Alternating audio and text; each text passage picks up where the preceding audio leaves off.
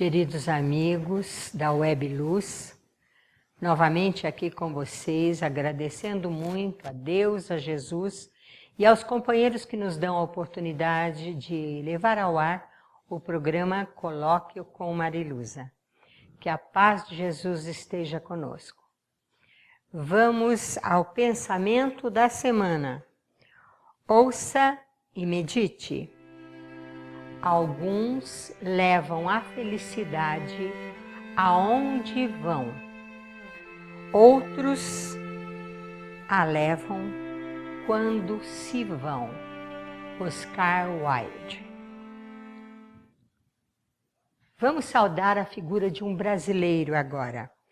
Eu te saúdo, Dr. Rodrigo Marmo, brasileiro que operou no Hospital Napoleão Laureano, na Paraíba, em João Pessoa, um paciente de 77 anos com Alzheimer, colocando um chip no cérebro e um aparelho fora que dava choques em regiões específicas. Ele fez um curso de especialização em Toronto, no Canadá, e reverteu o Alzheimer. O mesmo tipo de cirurgia também reverte a doença de Parkinson. Eu te saúdo, brasileiro Rodrigo Marmo. Hoje nós vamos falar sobre as emoções. As emoções nos comandam, ainda que nós achemos que somos seres imortais, mas na condição humana, racionais. Os únicos animais levados, então, pela racionalidade, pelo intelecto. Agora está provado que o nosso cérebro tem sentimentos e que o nosso coração raciocina, o que leva a ciência a novos ciclos de conhecimento. Nós temos alguns gigantes da alma que nos dominam nessas emoções. E nos lembramos que Freud, quando o pai morreu, acompanhando o féretro do seu pai, não conseguia caminhar. Ele conta isso nos seus livros, nas suas palestras. Era difícil, era como se ele tivesse paralisado. Depois ele foi refletir o que o levava a isso. Quando criança, viajando de trem com os pais, ele queria ficar junto com a mãe, mas o pai a chamou num outro cômodo onde eles estavam dormindo. E a mãe lhe deu de presente uma pulseira em formato de cobra para ficar no lugar dela enquanto ela se ausentava. Ele, enquanto criança, naquele momento, desejou que o pai morresse. Uma coisa infantil, uma coisa sem nenhuma conotação verídica, só da emoção do momento. E depois isso se refletiu quando o pai morreu. Ele não conseguia, adulto, caminhar no enterro do pai. Então, muitas vezes, nós temos atitudes que nós não conseguimos entender por conta das emoções, das nossas lembranças dessas e de outras vidas que nos comandam do passado. Aconselho a ler Os Quatro Gigantes da Alma, de José Engenheiros, que é um excelente filósofo e excelente escritor dentro da área do comportamento humano. José Engenheiro fala sobre o primeiro gigante negro, os gigantes que comandam a alma, que é um gigante negro, é o medo. Quando o protozoário, pequeno ainda, estava ali em atividade, quase na água, e ele percebia um risco, ele imediatamente se fazia de morto.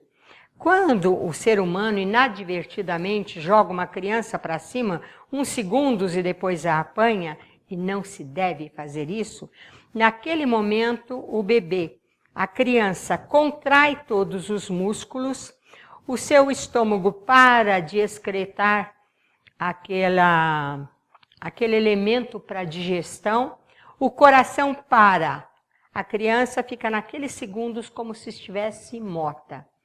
Então o medo, ele sempre nos provoca, desde o homem selvagem, aquele impulso de preservação.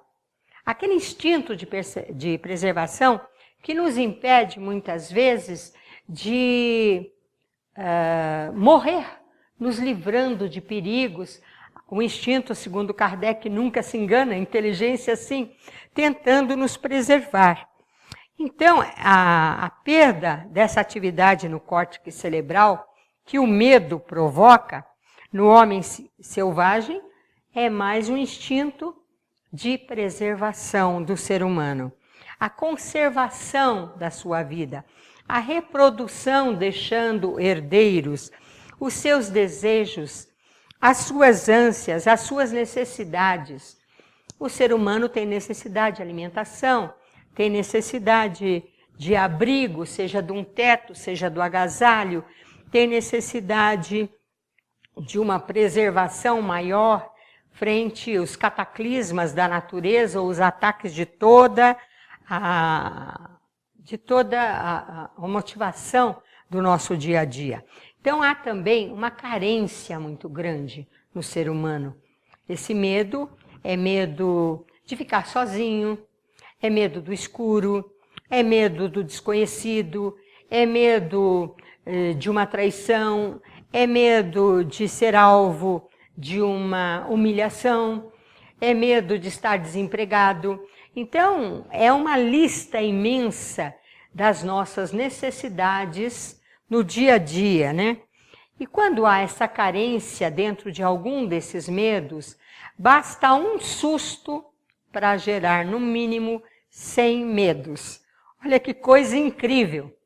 Basta a sua empresa está dispensando as pessoas, você já não dorme, não come direito, fica nervoso, desatento no trânsito. Há milhares de coisas que esse medo provoca. A imaginação também provoca medo, a pessoa fica com medo de algo que não existe. Tem muita gente, por exemplo, que tem medo dos mortos. Eu costumo dizer que um morto dentro de casa nos prejudica menos do que um assaltante ou um assassino encarnado dentro da nossa casa. Porque sempre com os mortos nós podemos dialogar, fazer acordos, fazer trocas, auxiliá-lo com menos perigo do que a invasibilidade daqueles que são mais visíveis e dentro de um campo mundial de desassossego e de desamparo, qual nós estamos vivendo nesse momento. Há muita dor, há muito sofrimento, há medo de se expor, há medo até de amar. Imagina, é algo tão natural no ser humano, mas a gente tem medo de amar. Há medo da morte, da guerra, dos cataclismas naturais. Há o medo instintivo, que nos causa uma paralisia, às vezes, num momento de um susto, a gente fica sem ação. Há um medo racional, é aquele que é mais pensado que sentido. Você fica pensando em algo que você está esperando, mas aquilo não está acontecendo, ainda não te envolveu. Há um medo também imaginativo, é mais sentido do que pensado. Tem gente que entra em verdadeiro sistema de pânico pelo medo da morte. Ele não está morrendo, mas ele fica com todos os sintomas da morte. Está com uma disfunção psicológica, um transtorno causado pela ansiedade, a depressão e depois gerando o pânico. Muitas vezes, a necessidade de um elemento químico, de um remédio, para evitar esse tipo de transtorno. Aliás, os transtornos estão todos, vocês podem pesquisar na internet, no olho de Horus que está no nosso cérebro.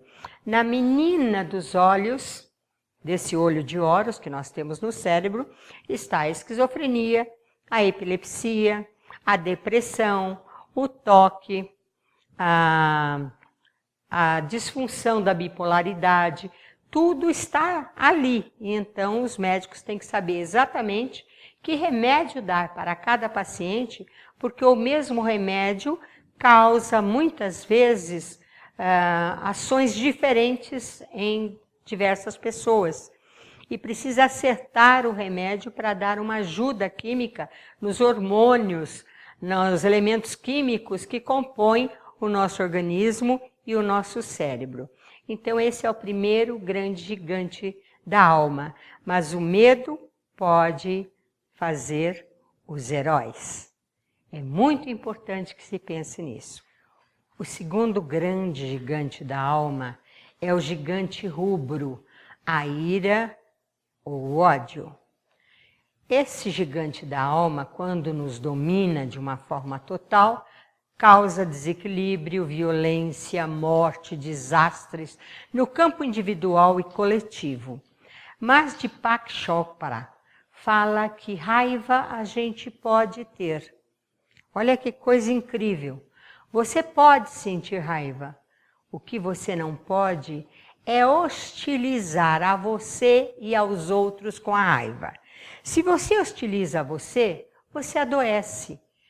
Os seus batimentos cardíacos modificam, o seu nível mental muda completamente, as endorfinas mudam, os hormônios mudam, você entra em total desequilíbrio e pode somatizar, desenvolver uma doença. Se você utilizar essa raiva, você perdeu o sono, você faz uma faxina, bota a roupa para passar em dia, vai ler um livro, vai ver filmes que lhe acrescentem alguma coisa porque perdeu o sono, você está transformando esta energia em algo potencialmente útil a você mesmo.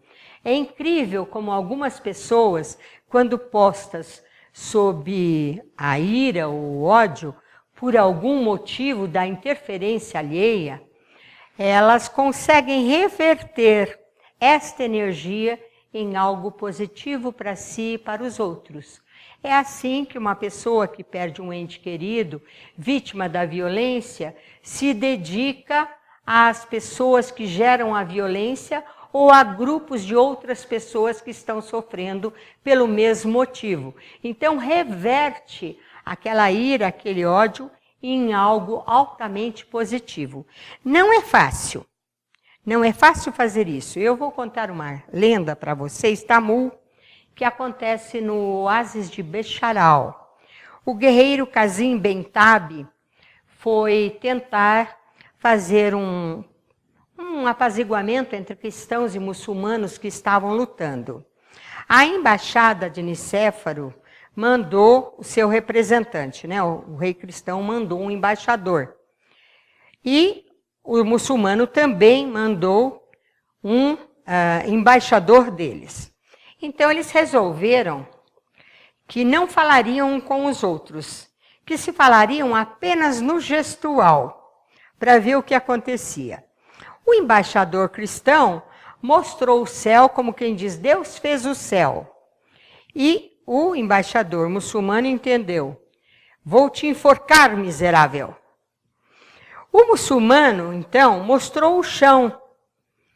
E o cristão entendeu o que ele estava dizendo. Ele fez a terra também. Mas como ele tinha achado que o outro queria enforcá-lo, ele pensou que ele estava mostrando a terra, dizendo, eu te enterro, miserável. Era isso. O cristão apontou um dedo para o muçulmano, como quem diz, Deus fez você.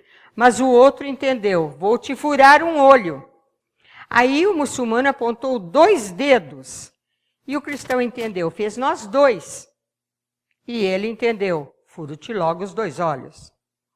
O cristão mostrou o peito e o chão. Do barro, Deus fez o homem. E o muçulmano entendeu, neste chão deixarei os teus guerreiros. O muçulmano, então, mostrou a espada e uma escrava. E ele queria dizer, com essa espada eu te farei escravo, farei todos vocês escravos. E o cristão entendeu, da costela Deus fez a mulher. O cristão abriu os braços dizendo, pelo gestual, Jesus foi crucificado. E o muçulmano entendeu, teu emir ficará de braços abertos a pedir clemência. O muçulmano mostrou o chicote. O cristão entendeu, Jesus foi açoitado. E o muçulmano queria dizer, com este açoite os castigarei. Então veja, muitas vezes há uma má interpretação com relação às nossas emoções e sentimentos, gerando ódio, gerando raiva. Como os cristãos tinham entendido que tudo era maravilhoso, eles marcharam com a bandeira da paz em direção aos muçulmanos e houve um entendimento. Então, quando alguém está propenso para a paz, o ódio se transforma em amor de uma forma ou de outra. Muitas vezes, alguém que chega no nosso caminho como inimigo pode se tornar um fantástico amigo. O terceiro gigante da alma é o dever. Vários homens, 3 homens, compareceram ao trono de um rei para pedir que ele parasse de trabalhar naquilo que trabalhava. O primeiro homem disse: Majestade, eu sou um homem cansado de matar. Aí o rei perguntou: o que você faz? Ele falou: meu nome é Acrema, senhor. Eu sou o carrasco da corte. Eu mato aqueles condenados à morte. E foi liberado da tarefa. O segundo homem se apresentou e disse: Majestade, eu estou cansado de ver morrer. Quero que o senhor me libere. Eu já estou com idade, não quero mais isso. Ele diz: o que você faz na corte? Eu sou o médico da corte. Também foi liberado. O terceiro homem chegou diante do rei e disse: eu estou cansado de matar e ver morrer. Ele diz: e qual é a sua tarefa? Ah, senhor, eu sou o soldado. Então veja, muitas vezes nós não fazemos aquilo que nos é devido.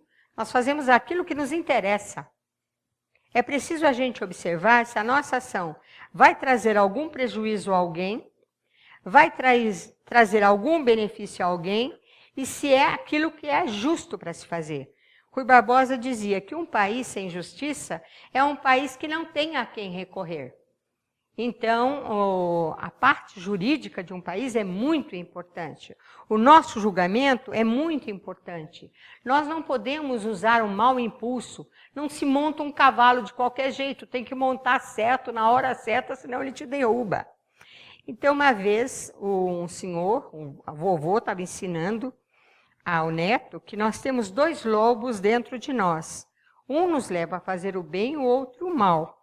Então, o netinho perguntou: e qual vai crescer mais, vovô? Ele diz: aquele que você mais alimentar. Então, o dever é um dos gigantes da alma. E quando a pessoa exerce um dever, ele faz até algo em prejuízo próprio, mas que beneficia aqueles que estão envolvidos no problema. O quarto e maior gigante da alma é o amor. Eu lancei, logo após a morte do Chico, um livro, Chico e Eu, contando coisas que só eu poderia contar sobre o Chico, porque haviam acontecido comigo. Então foram fatos muito engraçados, inusitados, eu não vou revelar nenhum. Na verdade, eu não queria ir no Chico, não queria amolar ele, os espíritos que falavam para eu ir. No fim, ele mandou ligar para minha casa, marcou dia e hora para eu ir na casa dele, não tinha mais como não ir. Eu até achei que ele ia esquecer, que ele era muito ocupado, que era uma promessa que não seria cumprida, mas aquilo virou minha vida do avesso. É o que o amor faz com todas as pessoas. Ela vira a pessoa realmente ao contrário. E nós vimos uma vez no programa Talento, um menino chamado Emanuel, um rapaz. Ele não tinha parte das pernas e parte dos braços. Ele e o irmão tinham sido atingidos nas guerras da região lá do Iraque, do Irã, da Síria, e tinham sido entregues órfãos, porque os pais haviam morrido, a algumas freiras que os guardavam como bebês em caixa de sapato. Uma australiana os viu e resolveu contribuir financeiramente para que eles pudessem ter uma educação e um atendimento. No fim, ela ficou encantada com os meninos, a Mo e a Kelly, e os adotou. E o Emanuel se apresentou no Talento cantando a música Imagine, do John Lennon, e foi muitíssimo aplaudido. Então, o amor modificou a vida daqueles 2 meninos através de uma mulher de outro país distante que se encantou com eles e modificou a vida deles. O amor modifica o ser humano por dentro e todos ao seu redor. É aquilo que mais contamina. Por isso, Zé Bento criou o personagem Microcolos, característica a amizade e a paranormalidade. E com ela, ele contamina todos os amiguinhos. Desta forma, nas aventuras, ele ensinou isso através dos livros que agora estamos colocando no Amazon, por falta de recursos para publicar e por falta de realmente uma divulgação melhor. Eu gostaria de saber fazer uma divulgação maior. Quem sabe ainda estou aqui para aprender ao menos isso. Deus nos abençoe, vocês escrevam, mandem seus e-mails, seus pedidos, suas críticas, tudo será muito bem-vindo ao nosso coração. Obrigada.